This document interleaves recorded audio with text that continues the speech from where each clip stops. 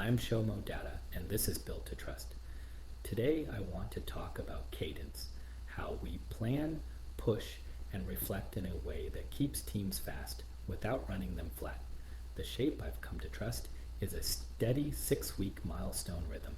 6 weeks is long enough to do something real and short enough to see the edges of our mistakes while they're still small. It creates a heartbeat. 4 weeks of focused push, 1 week to integrate and harden, and 1 week to reflect, reset the baseline, and plan the next cycle. Push, reflect, repeat. If episode 2 was clarity beats intensity, episode 3 is cadence sustains clarity. When you run on adrenaline alone, everything feels urgent and nothing feels finished.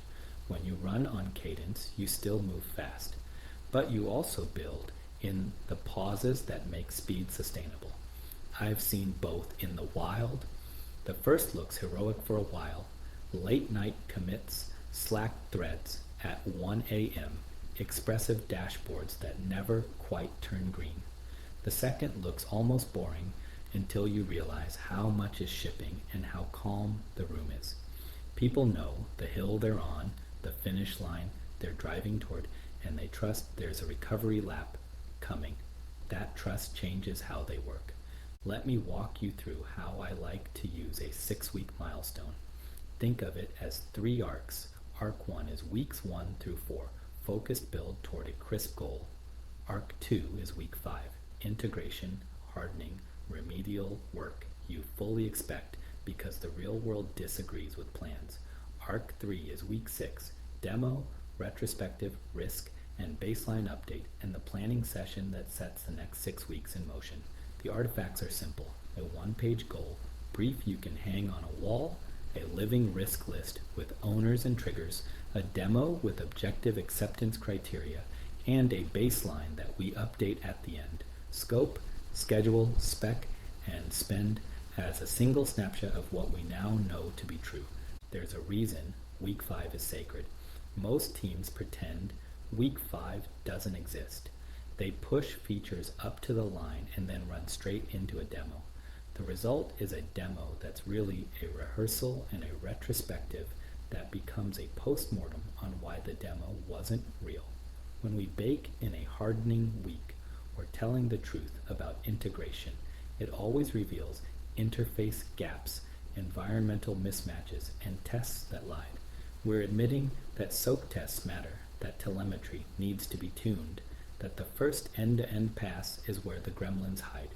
Week 5 is where we fix the seams and get the thing into a shippable state. Not perfect, but shippable by the standard we set at kickoff. Then comes week 6. This is where push turns into reflect. I run 3 ceremonies and I keep them tight: the demo, the retrospective, and the baseline review and plan. The demo is simple. Show the goal as written, not a slide describing the goal. Done when X, measured by Y, observed in Z. Either we did it or we did not. If we didn't, we tell the truth about why and what we're going to change. Then we do the retrospective. I'll come back to how to run a great retro in a minute. Finally, we update the baseline and plan the next 6 weeks.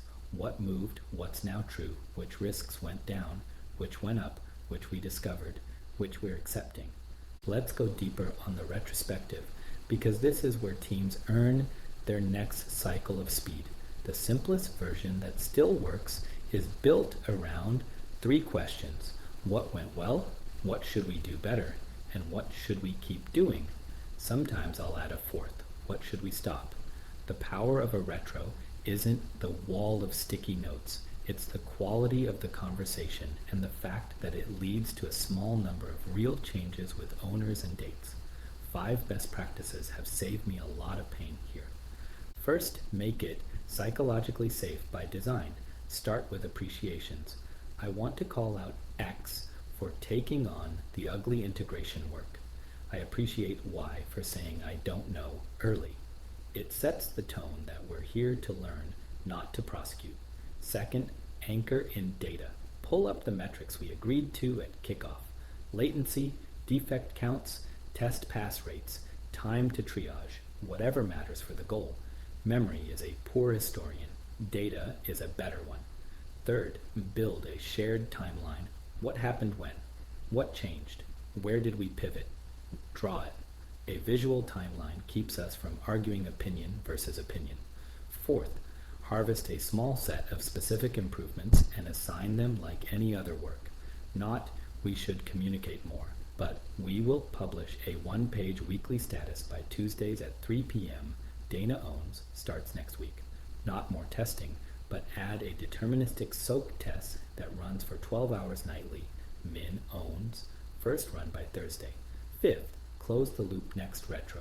Start every retro by reading the last retro's actions out loud and marking them done or not. If you don't do this, retros become theater. People will sense it and they'll stop telling the truth. A word on facilitation. A good retro is a conversation, not a complaint session. Keep it timed and focused. I like a 60-minute cap for most teams. 10 minutes for appreciations and data, 10 to paint the timeline, 20 to discuss highlights and lowlights, 15 to decide on 3 concrete improvements, 5 to assign owners and dates. You can stretch to 90 if the cycle was especially heavy, but if you can't do a useful retro in an hour, the problem likely isn't time. It's that the goal and measures weren't clear enough at kickoff. Fix that upstream. Now let's talk about MVP, because cadence without a disciplined definition of viable turns into 6-week loops of shiny prototypes that don't hold under real conditions. In a consumer app world, MVP is often pitched as the smallest thing people will use in safety or reliability critical spaces, and frankly in any space where you want to be proud of the work.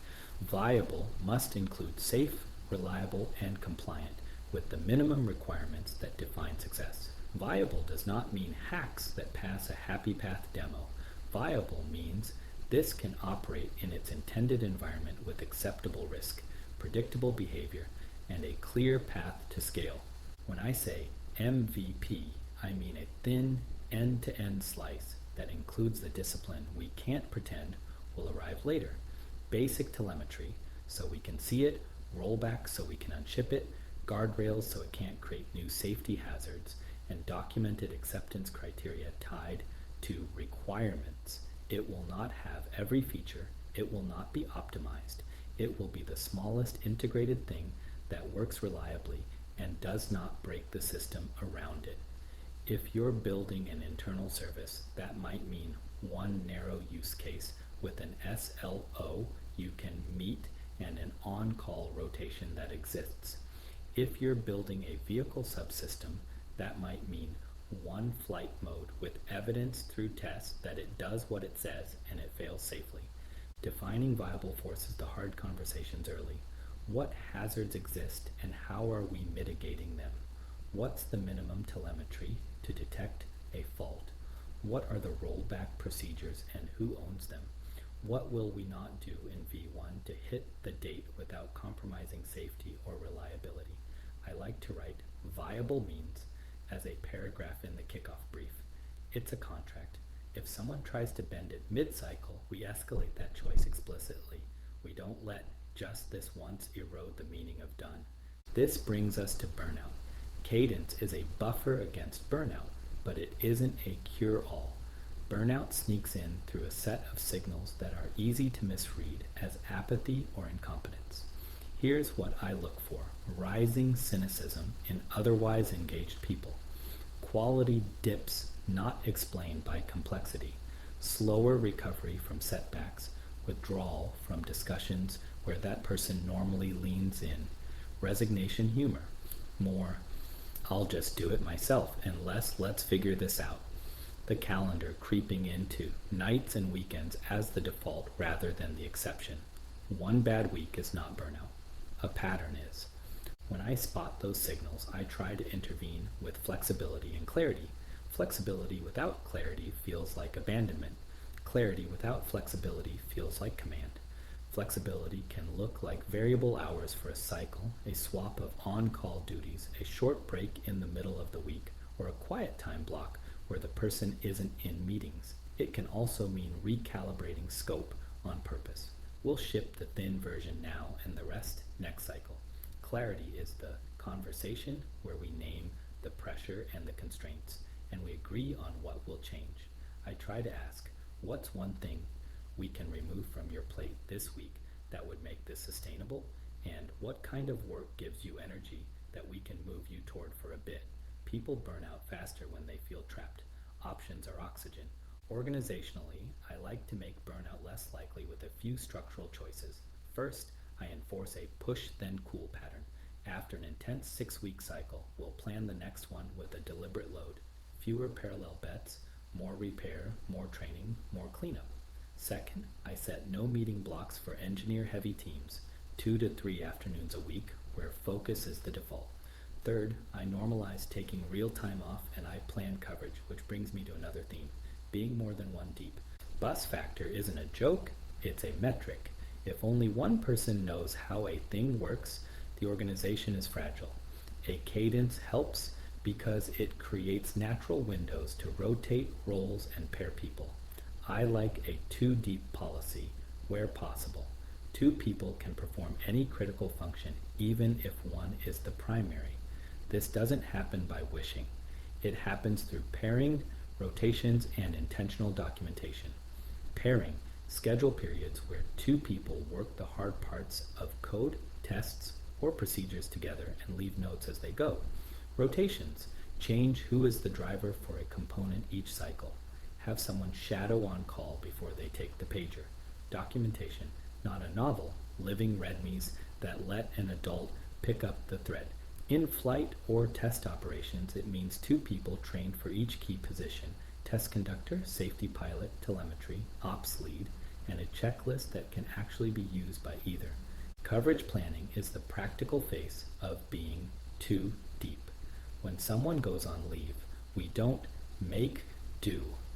We fork responsibilities on purpose. Who holds the pencils?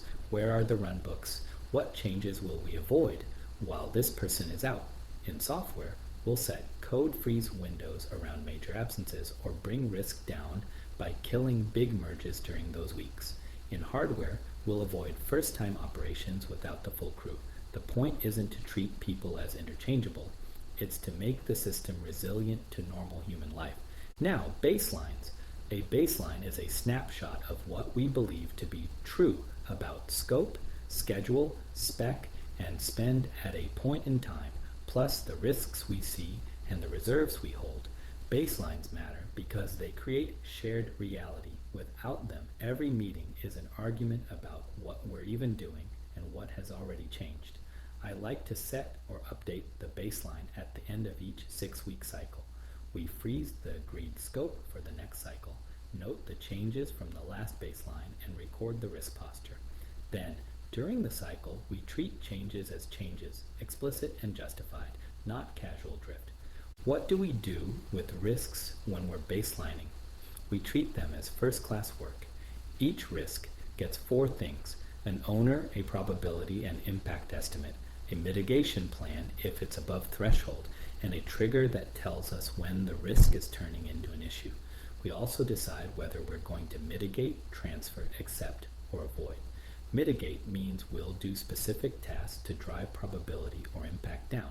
Those tasks go on the plan like any other tasks. Transfer might mean a vendor warranty or an insurance mechanism. Accept means we're keeping an eye on it without spending cycles yet, usually coupled with a contingency plan. Avoid means we change scope or architecture to eliminate the risk. We'll also decide whether to assign reserves, time, budget, or capacity to cover the risk we know we're likely to consume. It is better to protect a week for integration, rework will appear, than to pretend it won't, and then torch your demo. Risks come in families. Technical, our design might not meet the performance target. Operational, we might not have the test range slot we need. People, key person might be out. Vendor, lead time slip. Regulatory, approval may require more evidence. Safety, a hazard we haven't fully mitigated. Tag them. Keep the list small and active. A risk list with 300 items is the same as having no risk list. It hides the 5 that will hit you. laying baselines to change control and keep that lightweight. If a stakeholder wants to add scope mid-cycle, we run the change through a short impact note. What is the change? What lever are we pulling? Scope, schedule, spec, or spend? What's the impact on the acceptance criteria for this cycle? Which risk does it change, up or down? Who approves? If the change is minor and still lets us hit the end state, we take it. If it's major, we either move it to the next cycle or we consciously trade something out. The goal is not bureaucracy. The goal is to prevent the slow leak that makes demos fake and retros bitter. Let me share an example of how baselining and risk work together. We were 4 weeks into a cycle to deliver a new telemetry ingestion path for flight logs. The baseline said we'd handle 5 core channels within 15 minutes of flight end, with 99% success across 10 flights. At the end of week 4, we discovered a vendor SDK bug that caused sporadic hangs on ingest under network jitter. Big risk, technical, high impact, medium probability, emerging. The team's instinct under pressure was to just keep pushing and hope week 5 hardening would fix it. We paused and wrote a risk note. Owner, probability, impact, mitigation options. A, temporary watchdog and auto restart. B, swap SDK, calls for a lower level client with a retry library we trust. C, reduce scope to 3 channels to hit the success rate. We chose A for week 5, fastest to stabilize, and B as a week 6 action to lock it down. We also updated the baseline to show the risk and the mitigation, so if the success rate nudged to 97%, we wouldn't pretend we hit 99%. That small discipline meant we walked into the demo honest. The system held, and we had a plan to erase the workaround next cycle. We didn't move the goal. We adjusted our path and our risk posture in the open. Let's come back to the 6-week cadence and make it tangible. Here's how a cycle might look on a calendar. Week 1, kickoff and discovery. We write the 1-page goal brief, context, levers, end state, accountability, runway. We gather the team for a short architecture session to identify the riskiest assumption and design the smallest experiment or build slice that confronts it. We set the measures and acceptance criteria. We agree on the demo format and we populate the initial risk list with owners. Week 2 and 3, build thin and instrument. We code, test, machine parts, wire harnesses, whatever the work is. We instrument early so that we can see behavior, not guess. We do 1 internal checkpoint per week with a short what moved, what's blocked, what help is needed update. If a risk rises, we escalate with a choice. We practice small demos along the way so that the end-to-end story keeps getting real. Week 4, integrate and produce a first end-to-end run.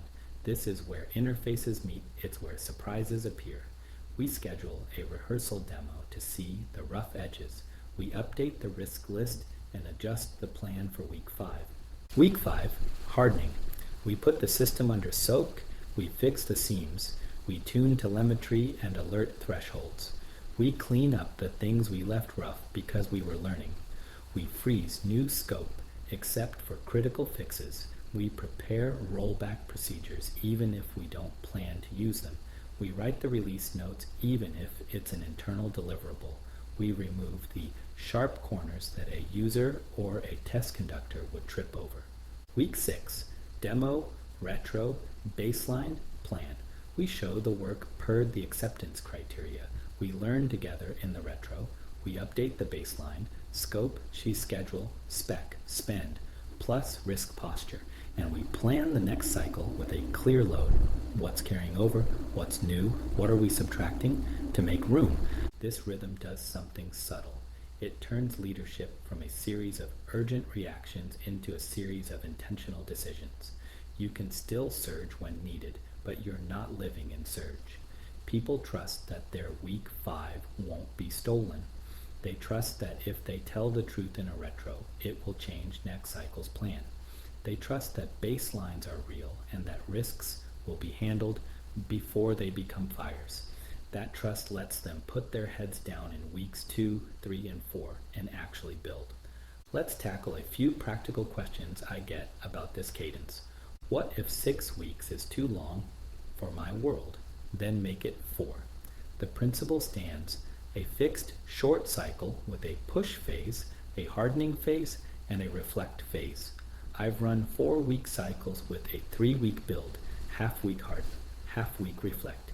It works, though you need even more discipline about scope. I've also run 8-week cycles for larger hardware integrations, but I still carve out a hardening block and a proper reflect block. The ratio matters more than the absolute number. What if week 5 keeps getting eaten by just one more feature? That's a trust and leadership problem, not a calendar problem. Guard week 5 by policy. If something truly critical arrives, you trade explicitly. We'll take this and we will move that. Document it in the baseline and accept the consequences. If week 5 disappears routinely, your organization is telling itself it values adrenaline over reliability. It will pay for that later in outages and attrition. What if our retros keep turning into status updates or complaint sessions? That usually means you lack the data and the acceptance criteria to ground the conversation, or you lack the muscle to turn insights into actions with owners. Fix both. Bring the scoreboard into the room. Limit improvements to 3. Assign owners and dates. Open the next retro by closing the loop. People will take it seriously when they see it move the system. What about MVP pressure from stakeholders who want more sooner? Educate with examples. Show how thin slices de-risk faster and let you adjust based on evidence. Offer 2 options: a narrower MVP sooner that's reliable and safe, or a broader scope later with higher risk. Tie each to measurable outcomes and risk posture. Most rational stakeholders will choose the thinner, safer path when you present it in the open. If they don't, at least you've documented the trade in the baseline. That matters when reality arrives. How do we plan coverage so vacations and life don't crater the plan? Do it at kickoff. Ask who is out when. Decide which work to avoid scheduling in those windows. Assign deputies for critical roles. Publish the on-call or test roster for the full cycle. Write down who carries the pager, who is backup, and how handoff happens. When people see this done as a matter of course, they stop feeling like their life is an obstacle to the team. One more theme: energy management. A cadence is as much about human energy as work sequencing. In the push weeks, I encourage focus blocks and fewer meetings. In the hardening week, I normalize repairs and celebrate polish. In the reflect week, I try to give people space to think, write, and plan without the constant tap-tap of chat. It doesn't always work, reality intrudes, but when it does, you can feel the difference. The team breathes. I'll close with a story that ties it all together. We were gearing up for a complex system test with an immovable external date. The first pass was a mess. Logs missing, interfaces flapping, rehearsals that felt like improvisational theater. We pivoted into a 6-week cadence. Week 1, we wrote a very blunt one-pager. Here's the problem. Here are the levers. Here's what viable means for this test. Here are the acceptance criteria. 5 clean end-to-end rehearsals with 0 write-ups in the last 2. We named risks and owners. Weeks 2 and 3, we built thin and instrumented. Week 4, we integrated and did the first end-to-end. It broke in predictable and some surprising ways. Week 5, we fixed seams and soaked. Week 6, we demoed the rehearsal, did the retro, and reset the baseline. The next cycle, we repeated the pattern with a tighter scope. By the time the external date arrived, we weren't praying, we were executing. Same people, different rhythm. Cadence is the quiet partner of trust. It promises your team that intensity will have shape, that recovery is built in, that learning will be harvested, that risks will be named and handled, and that viable will mean safe and reliable, not just it worked on the slide. It gives you a place to spot burnout before it breaks someone. It gives you a reason to train a second person for every critical job. It gives you a way to tell the truth about change by updating the baseline in daylight instead of pretending nothing moved. In the next episode, we'll go deep on hiring as product design, scorecards, 90-day outcome plans, and how to assess for capable and coachable. For now, start small. Pick one project. Write the one-pager, protect week 5, hold the retro and change one thing, update the baseline and share it. Watch how the tone shifts when people know the rhythm and trust you to keep it. That's the sound of a team that can go fast for a long time. If this was useful, follow Built to Trust wherever you listen, hit subscribe, and share it with a teammate. Your ratings and reviews help more builders find the show.